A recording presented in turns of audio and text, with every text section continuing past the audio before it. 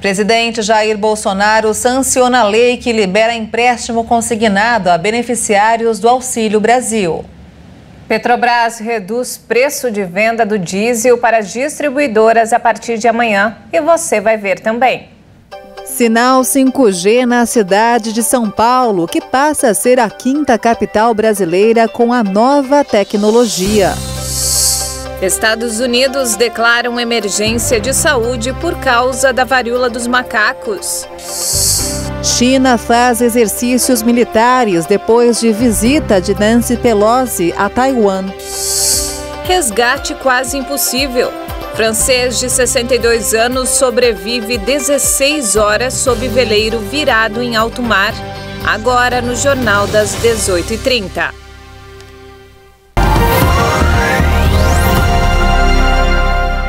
Olá, boa noite. São 18h30 pelo horário de Brasília. Boa noite. Você acompanha agora as principais notícias do Brasil e do mundo.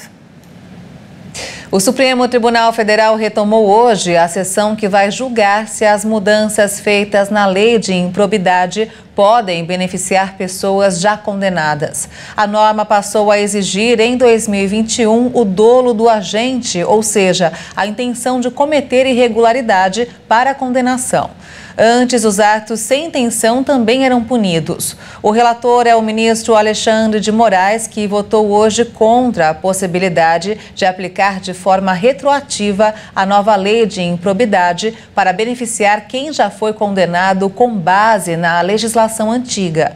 Os outros 10 ministros ainda irão se manifestar. E o presidente Jair Bolsonaro sancionou a lei que libera o crédito consignado a beneficiários do direito de prestação continuada e de programas federais de transferência de renda, como o Auxílio Brasil. Em nota, a Secretaria-Geral da Presidência explicou que o objetivo da ação é atenuar os efeitos da crise econômica que atingiu as famílias brasileiras durante o período de pandemia, uma vez que o benefício previdenciário ou assistencial é muitas vezes a única fonte de renda familiar. A medida também amplia a margem de crédito consignado aos empregados regidos pela consolidação das leis do trabalho e aos segurados da Previdência Social. O texto foi aprovado no Congresso em julho. O empréstimo consignado é aquele concedido com desconto automático das parcelas em folha de pagamento ou benefício. Os favorecidos poderão fazer empréstimos de até 40% do valor do benefício e autorizar a União a descontar o valor da parcela dos repasses mensais.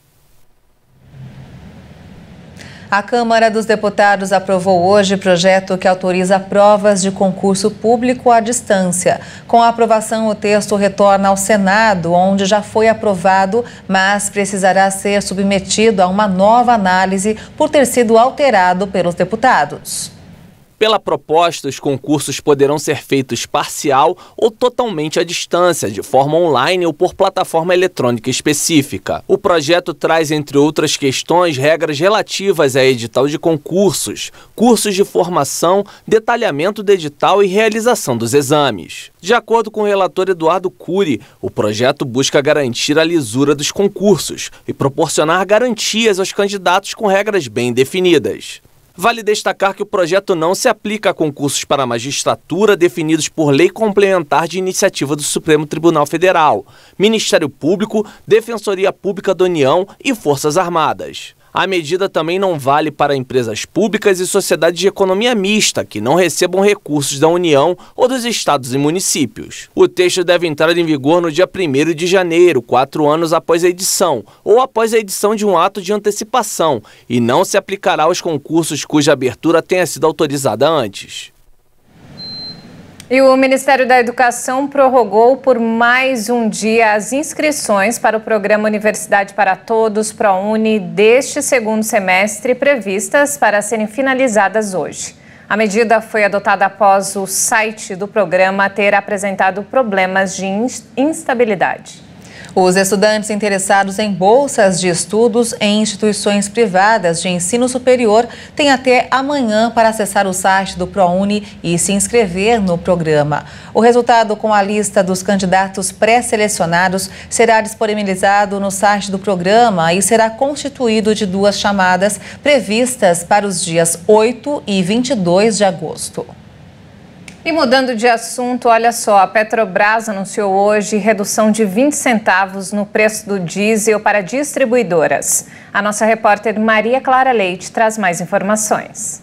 Com a redução anunciada hoje pela Petrobras, o preço médio do diesel passará de R$ 5,61 para R$ 5,41 o litro, mas isso para as distribuidoras. Por meio de nota, a Petrobras informou que essa redução acompanha a evolução dos preços de referência, que se estabilizaram em patamar inferior para o diesel, e é coerente com a prática de preços da Petrobras, que busca o equilíbrio dos seus preços com o mercado global. E aí a gente lembra aqui que nos últimos 2 meses o petróleo recuou 21%. Ainda segundo a empresa, considerando a mistura obrigatória de 90% de diesel A e 10% de biodiesel para a composição do diesel comercializado nos postos, a parcela da Petrobras no preço ao consumidor passará de R$ 5,05 em média para R$ 4,87 a cada litro vendido na bomba. A medida passa a valer a partir de amanhã, dia 5 de agosto, mas isso para as distribuidoras. O que quer dizer que essa redução deverá chegar às bombas aqui nos postos de combustíveis a partir do começo da semana que vem.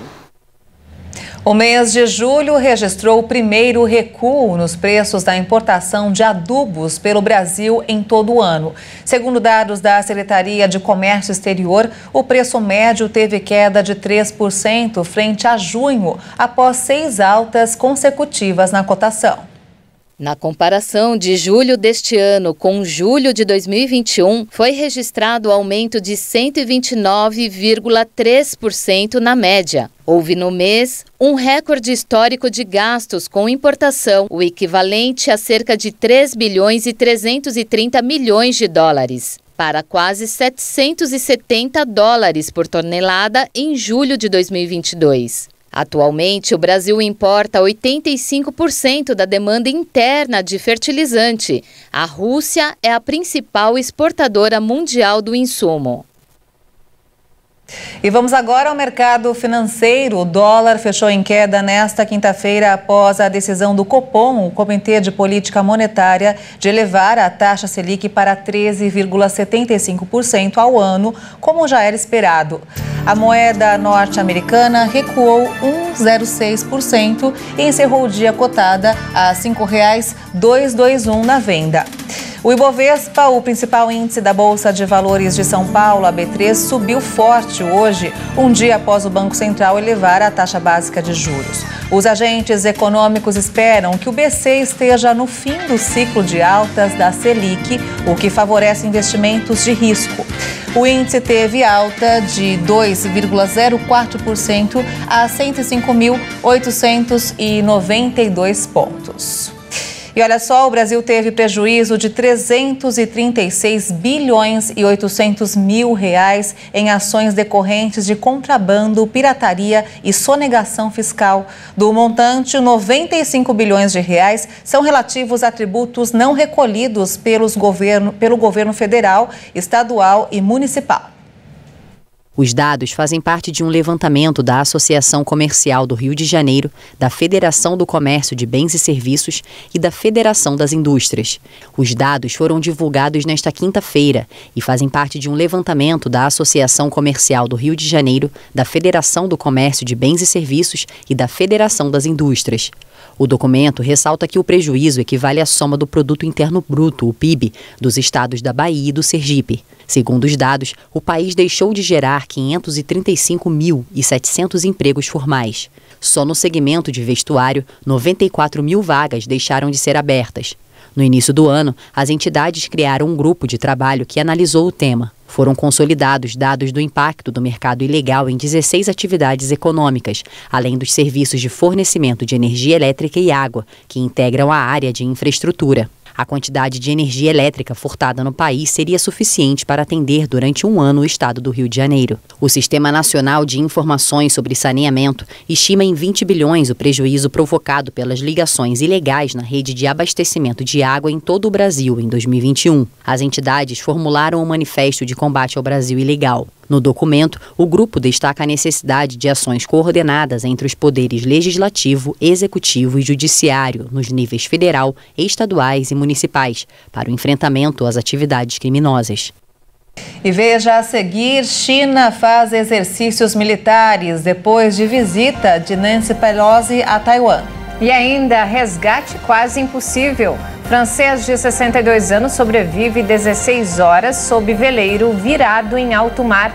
Nós voltamos em instantes. Até já!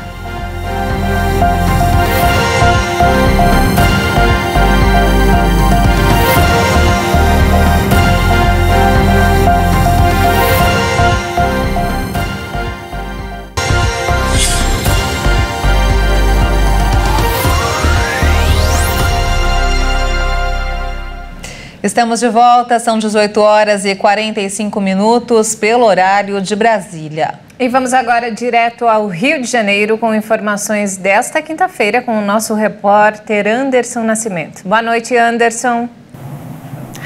Boa noite para você que nos acompanha. Nesta quinta-feira, vamos começar com o cumprimento da justiça para um acidente de trânsito. Bruno Krupp pilotava uma moto numa velocidade maior que 150 km por hora, numa via cujo limite é de 60 e estava sem habilitação. Mesmo após ter sido pego em uma blitz 3 dias antes do atropelamento de João Gabriel Cardim Guimarães, de 16 anos, que não resistiu. A Justiça do Rio expediu um mandado de prisão contra o rapaz, que responde por homicídio com dolo eventual, quando se assume o risco de matar. Krupp foi encontrado em um hospital no Meier, na zona norte do Rio, onde deve ficar preso sob custódia, até ser liberado pelos médicos. William Pena é o advogado do modelo e influenciador digital e alegou que a moto que atropelou João Guilherme teve uma pane no freio e não houve dolo na ação de Bruno, ou seja, ele não teve a intenção de praticar o ato. Contudo, o defensor admitiu que o motorista estava rápido demais. A situação era a mesma de quando ele foi parado em uma blitz da Lei Seca.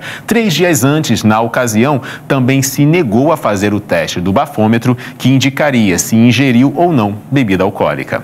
Agora vamos para uma ação de demolição de construções proibidas. A Prefeitura e o Ministério Público do Rio de Janeiro iniciaram hoje a demolição de imóveis de alto padrão no condomínio Canto das Palmeiras, em uma área de preservação em Guaratiba, na zona oeste do Rio. Novos imóveis foram construídos no local, que faz parte da área de proteção ambiental da Orla da Baía de Sepetiba. É pelo menos a segunda vez que isso acontece. A primeira força-tarefa aconteceu em 2018 e pôs abaixo o condomínio no parque, que parte dele estava dentro da floresta, onde qualquer obra é proibida.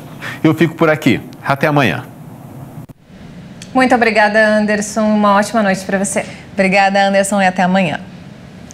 Vamos aos destaques internacionais. O governo dos Estados Unidos declarou surto de casos da varíola dos macacos como emergência de saúde pública. O país tem 550 mil doses da vacina disponível e cerca de 1.600.000 pessoas vulneráveis ao vírus. Com a medida, as agências do governo vão receber dinheiro para os fundos emergenciais, além de contratar mais gente e agilizar a vacinação e tratamento dos doentes. Estratégias para aumentar o número de testes e o acesso ao tratamento também estão sendo analisadas. As infecções pela doença subiram para 5.800 no início da semana. Os governos estaduais de Illinois, Califórnia e Nova York, que abrigam as 3 maiores cidades do país e respondem por quase metade dos casos da varíola dos macacos nos Estados Unidos, também já declararam a doença como emergencial.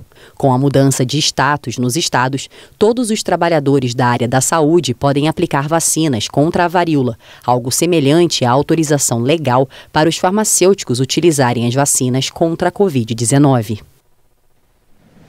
E a China deu início a um treinamento militar ao redor de Taiwan, lançou 11 mísseis, inclusive no Mar do Japão. Isso tudo aconteceu depois da visita de Nancy Pelosi, a presidente da Câmara dos Deputados dos Estados Unidos, ao país. A crise diplomática gera tensão no mundo todo. À imprensa, o ministro afirmou que o governo acredita que 5 dos 9 mísseis lançados pela China caíram na zona exclusiva japonesa. A China realiza grandes exercícios militares nas águas ao redor de Taiwan depois da visita à ilha da presidente da Câmara de Representantes dos Estados Unidos, Nancy Pelosi. O Japão apresentou um protesto à China por meio de canais diplomáticos e considerou o incidente um problema sério que afeta a segurança nacional. Algumas ilhas do departamento de Okinawa estão a apenas algumas dezenas de quilômetros de Taiwan. O ministro afirmou que esta foi a primeira vez que mísseis balísticos chineses entraram na zona econômica exclusiva japonesa. Os exercícios militares da China são executados em uma escala sem precedentes nesta quinta ao redor de Taiwan em resposta à visita da política americana, apesar das advertências de Pequim, que considera Taiwan como uma província. Pequim diz que os exercícios militares são respostas justas e necessárias à visita de Nancy Pelosi, a presidente da Câmara dos Deputados dos Estados Unidos, e culpa os americanos pela escalada das tensões na região. A presidente de Taiwan pediu que a população da ilha que se mantenha vigilante nos próximos dias e disse que o país não quer atacar, mas se defender. E a Europa vive um momento mais perigoso desde a Segunda Guerra Mundial. A afirmação foi feita por conta da guerra na Ucrânia pelo secretário-geral da OTAN. Uma das preocupações é com a situação da usina nuclear de Zaporizhia, que está sob controle das forças russas. A segurança da maior usina nuclear do continente europeu está em jogo. A usina de Zaporizhia vive uma situação muito difícil. Está ocupada militarmente pelos russos, mas operada por técnicos ucranianos, o que gera momentos de atrito e violência. Há relatos de que a Rússia esteja estocando armas no local. Os Estados Unidos também acusam Moscou de usar o complexo como base de ataque contra as tropas ucranianas. A proximidade com a zona de combate é outro motivo de grande preocupação. A Rússia diz que ofereceu à agência da ONU uma visita a Zaporizhia, mas a Ucrânia se recusa a receber a visita e exige a retirada dos invasores. Novas explosões foram ouvidas hoje em Mykolaiv, cidade portuária do sul da Ucrânia.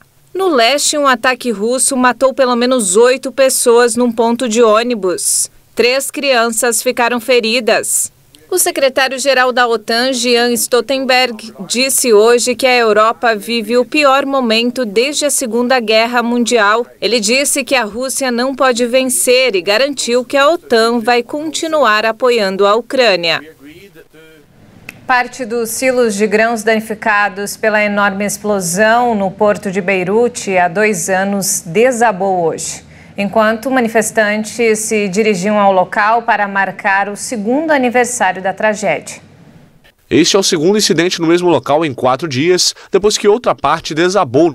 A grande explosão no porto de Beirute, causada por nitrato de amônio armazenado inadequadamente, deixou mais de 200 mortos, milhares de feridos e destruiu vastas áreas da capital libanesa. A investigação sobre as causas da explosão permanece estagnada por interferência política e nenhuma autoridade estatal foi responsabilizada pela tragédia até o momento. E olha só, um resgate quase impossível. Foi assim que a Guarda Costeira Espanhola descreveu a operação que salvou um navegador francês de 62 anos que sobreviveu 16 horas sob o seu veleiro virado em alto mar. O navegador francês Laurent Camprube, de 62 anos, sobreviveu por 16 horas no mar dentro de um barco virado graças a uma bolha de ar. A chamada de emergência do veleiro Jean Solo Sailor foi recebido na noite de segunda-feira depois que a guarda costeira localizou a embarcação nos arredores das ilhas Cisargas. Um socorrista desceu de helicóptero até o barco e bateu no casco, recebendo batidas de volta, o que confirmou uma pessoa presa embaixo. As condições do mar no momento tornavam o resgate impossível. Por isso, a guarda costeira teve de trabalhar por horas para garantir que a embarcação não afundasse. Na manhã de terça-feira, uma equipe de mergulhadores chegou ao veleiro e Laurent Camprube foi finalmente resgatado. O francês sobreviveu 16 horas com apenas 30 centímetros de ar e foi retirado ileso em um helicóptero. Realmente um milagre. E mudando de assunto, olha só, uma iguana terrestre de Galápagos começou a se reproduzir naturalmente depois de ser reintroduzida em uma ilha do arquipélago, segundo o Ministério do Meio Ambiente do Equador. É isso mesmo, Juliana. A espécie havia desaparecido da ilha há mais de 100 anos. As iguanas terrestres estão de volta ao antigo lar. Foi possível encontrar a estrutura populacional da iguana terrestre reintroduzida com sucesso em 2019. Encontramos machos, fêmeas, jovens e também filhotes. Isso significa que as iguanas de Santiago estão se reproduzindo com sucesso. Segundo expedições realizadas pela Academia de Ciências da Califórnia, o réptil da espécie Conolopus subcristatus, uma das 3 espécies terrestres que habitam Galápagos, desapareceu no início do século XX na ilha de Santiago. Em 1835, o naturalista inglês Charles Darwin registrou um grande número de iguanas de diferentes idades no local. Para a direção do Parque Nacional de Galápagos, esta é uma conquista de conservação, uma conquista de ter reintroduzido mais de 3.000 iguanas na ilha de Santiago, onde hoje elas ocupam um importante papel ecológico. Sem dúvidas, isso nos motiva a continuar com os esforços de conservação e restauração dos ecossistemas, especialmente nas ilhas que estão degradadas há muitos anos. Galápagos, a 1.000 quilômetros da costa do Equador, possui flora e fauna únicas no mundo e faz parte do patrimônio natural da humanidade. A região insular, que leva o nome das tartarugas gigantes que vivem ali, faz parte da reserva da biosfera do planeta e é um dos parques naturais mais sensíveis do mundo. Projeto bacana, hein? Realmente temos que preservar o meio ambiente. Com certeza, Ju. E não temos mais tempo, essa edição fica por aqui. Mais informações ao longo da nossa programação. Obrigada pela companhia. Muito obrigada pela sua companhia, uma boa noite para você e até amanhã. Tchau.